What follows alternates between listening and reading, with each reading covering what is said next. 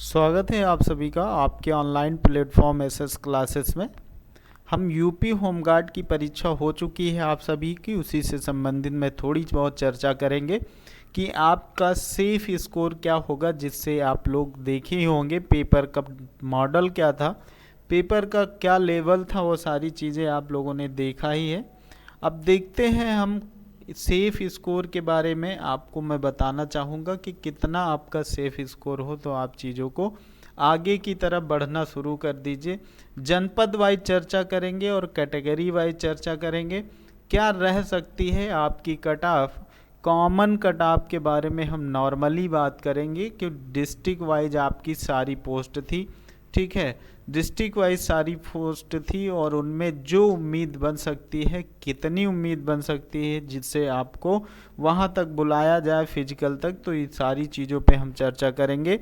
दूसरी चीज़, फिजिकल की तैयारी शुरू करें या ना करें अभी, ये भी मैं आपको चर्चा करने, इस पे भी मैं चर्चा करूंगा। ये सारी जानकारियां आपको मैं इस वीडियो के माध्यम से देने के लिए कोशिश कर रहा हूं कि जिससे आप सभी लोग अपना जो क्रियाकलाप है, जो आपका फिजिकल है, दौड़ है, जैसा भी आपको करना है वो सारी चीज़ें आप शुरू करिए।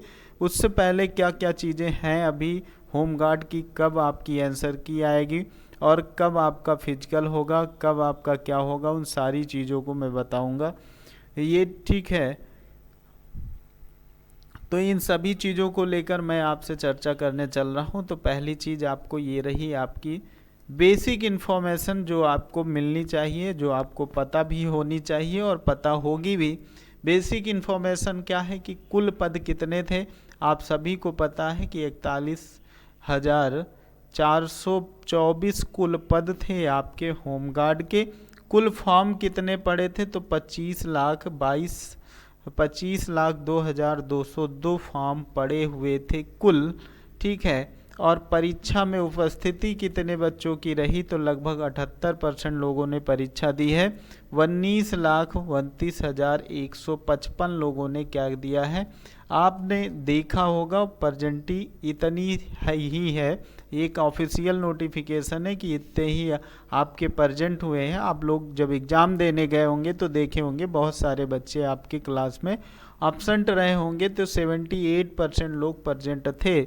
अब इतनी प्रेजेंटी में कैसे क्या होगा, उन सभी चीज़ों पे हम चर्चा करते हैं स्टेप बाय स्टेप।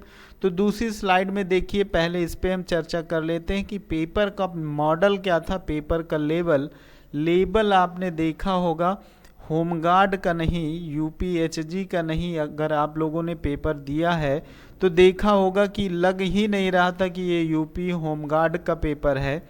एसआई से भी ऊपर चला गया पेपर, क्योंकि एसआई का भी ऊपर, एसआई से भी ऊपर पेपर, यानी कहने को कह दिया जाए क्या, हाई लेवल का पेपर था। हाई लेवल के पेपर में होमगार्ड में आप सभी लोग जानते हैं कि बहुत सारे लोग, मान के चलिए आप 50% लोग क्या हुए थे, 50% लोग 10th पास वाले लोग डाले होंगे और 50% लोग जो थे वो लोग तैयारी भी कर रहे थे। वो बहुत सारे लोग इसमें ऐसे भी होंगे जो एसआई में परीक्षा दिए होंगे, उनका भी होगा, ठीक है। तो ये जो लोग यूपीपी में फॉर्म डाले होंगे और यूपीपी की तैयारी कर रहे थे वो भी डाले थे। तो 50% लोग ऐसे हैं और 50% लोग ऐसे हैं कि जो केवल 10th पास थे। लगभग मेरी उम्मीद है 50% हो सकते हैं ऐसे, ठीक है। तो इतनी चीज़ें क्या हो सकती हैं आपकी, ये 50 से कम ही मान लीजिए, ठीक है। लेकिन मेरा मानना जो है कि 50% ऐसे लोग होंगे जो 10th पास होंगे और उन्होंने क्या किया कि तैयारी नहीं कर रहे थे, स्टार्टिंग ही था और बहुत सारे लोग होमगार्ड सुन के डाल दिए, क्योंकि ये जनपद वाइज, जिले वाइज आपकी क्या थी, भर्ती थी। शिफ्ट की बात करें तो आप सभी को पता है कि 3 दिन परीक्षा हुई है और तीनों दिन में 2-2 शिफ्ट आपकी परीक्षाएं हुई हैं। 2-2 शिफ्ट में परीक्षा हुई है, सभी को पता है। ऐसी कंडीशन में क्या होता है, नॉर्मलाइजेशन होता है। नॉर्मलाइजेशन होता है अगर कहीं पर पेपर किसी शिफ्ट में कठिन या सरल आएगा या आया होगा तो नॉर्मलाइजेशन होगा। तो ऐसी कंडीशन अगर बनती है तो आयोग अपडेट कराएगा। नॉर्मलाइजेशन अगर कहीं लगने वाला होगा तो बिल्कुल लगेगा, तो ये भी याद रखिएगा। हम चलते हैं आपकी जो तीसरी स्लाइड है जिस पे हमें बात करना है, देखिएगा इसमें मैंने आपको बता रखा कि सर्वाधिक पद वाले जिले कितने कहाँ पर पद थे, पहले ये चीज़ें आप देख लेंगे, तब आपको मैं कटाव के बारे में बताता हूँ किस जिले में कितनी हो सकती है। तो पहली चीज़ कानपुर में देखा होगा सबसे अधिक पद थे 1947, उसके बाद लखनऊ में 1371 पद थे, प्रयागराज में 1219 पद थे और आगरा में आपका 1232 पद थे। ये कुल पद थे आपके इस ज़िले में, सर्वाधिक यहीं पर थे, सबसे ज़्यादा कानपुर में थे, उसके बाद ये थे, ठीक है, उसके बाद ये थे और उसके बाद न्यूनतम की बात करें तो ये देखिए न्यूनतम में सबसे कम कहाँ पर पोस्ट थी, सबसे कम आपकी भदोही में थी, भदोही में थी, उसके बाद गाजियाबाद में थी, उसके बाद महोबा में थी और उसके बाद ललितपुर में थी। ये निम्नतम वाले हैं पोस्ट, जहाँ पर कम से कम पोस्ट थी, ये ज़िले हैं आपके, ये ज़िले हो जाया करते हैं, ठीक है।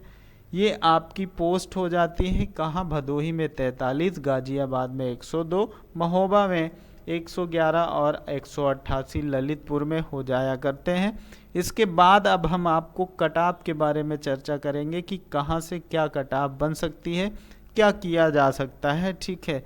तो ये रहा हमारा मेल कैंडिडेट के लिए मैंने जो कटाव की कंडीशन को पुट किया है, जो मैंने माना है, और ये ओवरऑल है, याद रखिएगा ओवरऑल की बात कर रहे हैं, डिस्ट्रिक्ट वाइज नहीं बात कर रहे हैं, जिलेवार आप नहीं क्लियर कर सकते अभी, लेकिन मैं इस पर भी बात करूंगा कि जिलेवार कैसे आप इसको क्लियर करेंगे, ठीक है, जिलेवार कैसे क्लियर करेंगे उस पर भी पर चर्चा करेंगे। जो जर्नल कैंडिडेट हैं, मेल हैं, जिनका 50 से 55 नंबर बन रहा है, वो सभी लोग इसी में आप मान के चलिए, चाहे जिलेवार भी होगा तो भी इसी में हो जाएगा, ठीक है। जिनका 50 से 55 होगा, 1-2 नंबर कम हो सकता है, यानी -1-2 नंबर हो सकता है, बढ़ने की उम्मीद नहीं है, ठीक है, -1-2 नंबर हो सकता है। लेकिन जो मैंने ऑब्जर्व किया है, जहाँ पर पद अधिक है, ठीक है, जहाँ अधिक पद हैं वहाँ पर कटाव कम जाने वाली है, यहाँ पर आप मान के चलिए 50-48 के आसपास, और जहाँ पर पद कम है, ठीक है, वहाँ पर आपका जाएगा 55 के आसपास, ठीक है। तो ये जर्नल वालों के लिए हो गया। ओबीसी की बात कर लें तो 48 से 53, यही रूल जो ऊपर मैंने जर्नल में बताया है वही रूल आप लोग यहाँ अपनाएंगे, क्योंकि जहाँ कम पोस्ट होगी वहाँ पर आपका कट ऑफ हाई जानी ही जानी है, ये क्लियर है।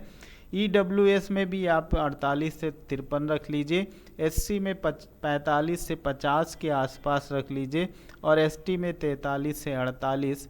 1-2 नंबर आप 1-2 नंबर माइनस की ओर ले जा सकते हैं, 1-2 नंबर माइनस की ओर ले जा सकते हैं सभी में, क्योंकि पेपर का लेवल हाई था और लेवल आपका टफ होने की वजह से बहुत सारे लोग, देखा होगा सभी लोग परेशान है कि इतना टफ और ऐसे मॉडरेट पेपर कैसे आता है, होमगार्ड में इसकी उम्मीद नहीं थी। तो ये आपकी क्या है, एक कॉमन कट ऑफ है। अगर जिलेवार भी बात करें तो जिलेवार में मैंने आपको बताया है, इसीलिए मैंने 1-2 नंबर माइनस करने के लिए बताया है कि जिलेवार अगर कट ऑफ बनती है तो ऐसे ही बन सकती है, क्योंकि जहाँ पर वैकेंसी अधिक होगी वहाँ पर आपकी कट ऑफ कम जाने की उम्मीद है। तो ये आपका मेल का हो जाता है। फीमेल कैंडिडेट के लिए मैं बात करूं तो जितने भी लोग ये फीमेल कैंडिडेट हैं वो क्या करेंगे, तो फीमेल कैंडिडेट वालों को मैं बताना चाहूँगा कि अगर आप जनरल कैंडिडेट में हैं तो आप 45 से 50 हैं, तब आप चीज़ों को करना, दौड़ना शुरू कर दीजिए। अगर आप ओबीसी में हैं 44 से 48 है, ईडब्ल्यूएस 44 से 48 है, एससी 40 से 45 है और एसटी 35 से 40 है। इसमें 1-2 नंबर आप माइनस प्लस कर सकते, प्लस नहीं कर सकते, 1-2 नंबर माइनस की ओर जा सकते हैं। माइनस की मैं बात करता हूं क्योंकि माइनस का बात करने का मतलब जिलेवार आपको मैं बता रहा हूं, जिलेवार आपको जो मैं बता रहा हूं वो आप क्या कर सकते हैं, 1-2 नंबर माइनस की ओर जा सकते हैं। उम्मीद यही है कि यही आपकी कटाव रहेगी। ईडब्ल्यूएस और ओबीसी सेम रखने का इसी एक कारण है, क्योंकि मैक्सिमम टाइम क्या होता है, ये दोनों कटाफे लगभग सेम होती हैं, कोई इसमें बदलाव नहीं होता है।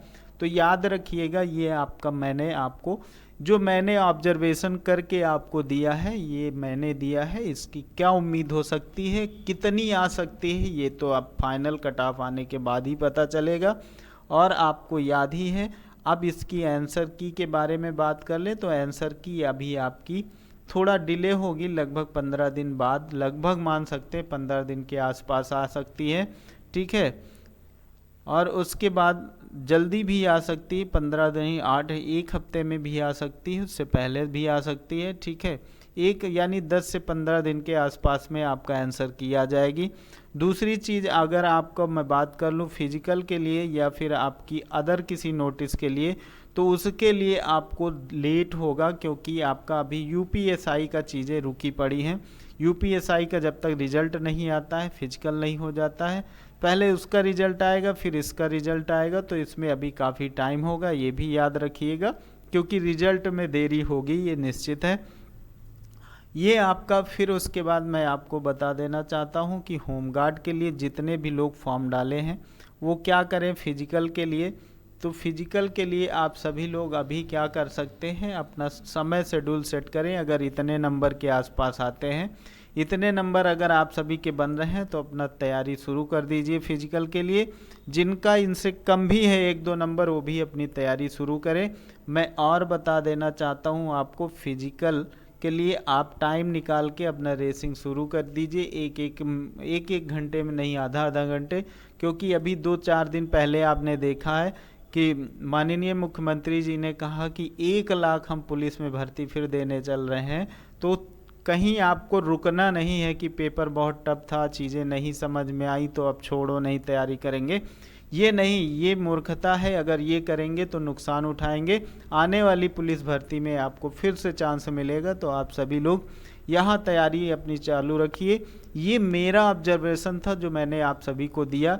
हो सकता है जो मैंने आपको बताया 1-2 नंबर आपका माइनस जा सकता है, ये सारी कटाव रही जो कि आपको मैंने स्पष्ट कर दिया है। जो लोग नए होंगे वो सभी लोग चैनल को सब्सक्राइब कर लेंगे, शेयर कर देंगे और चीज़ों को लोगों तक पहुंचाएंगे, लाइक करते रहेंगे। और आप जितने भी लोग आप तैयारी कर रहे हैं यूपीपी की, उन सभी के लिए आपकी हिंदी की लाइव क्लास आपकी शाम को 7 बजे बिल्कुल फ्री चलती है। आप सभी लोग वहां से अपनी तैयारी कंप्लीट कर सकते हैं। 37 के 37 क्वेश्चनों की तैयारी मैं करा रहा हूँ। ठीक है, चलते हैं, अगली वीडियो में मिलते हैं हम किसी ऐसी इन्फॉर्मेशन के साथ और शाम को क्लास में। ठीक है, थैंक यू।